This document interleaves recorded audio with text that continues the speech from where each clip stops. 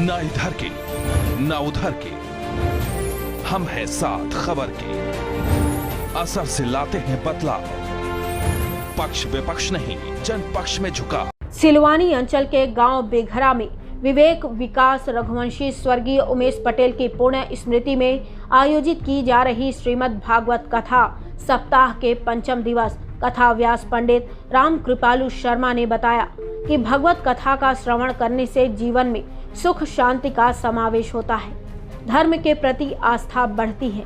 जहाँ भी जिस समय भी श्रीमद् भागवत कथा सुनने का अवसर प्राप्त हो, इस अवसर को कभी भी नहीं छोड़ना चाहिए।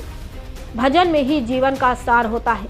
कथावाचक श्री कृपालु जी महाराज ने माता पिता की सेवा किए जाने का आवश्यक बताते हुए कहा कि जिसने भी माता पिता की निस्वार्थ भाव से सेवा कर ली, समझ लो उसने सभी तीर्थों की यात्रा कर ली।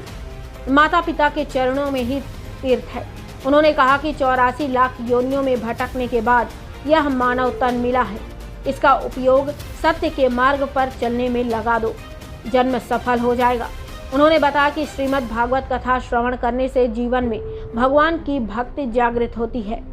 संसार में चारों ओर मोह माया व्याप्त है, जिसमें मानव फंसकर अपने अमूल्य जीवन को नष्ट कर रहा है, जबकि मनुष्य का शरीर अनेक जन्मों के पुण्यों के फल स्वरूप प्राप्त हुआ है, जिसका उद्देश्य संसार में परमात्मा के चरणों का आश्रय लेकर सदाचारी रूप से जीवन यापन करके मोक्ष प्राप्त करना चाहिए।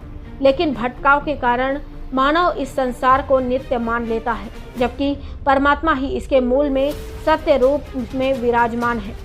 उनकी भक्ति का प्रादुर्भाव हम सभी को भागवत श्रवण से प्राप्त होता है।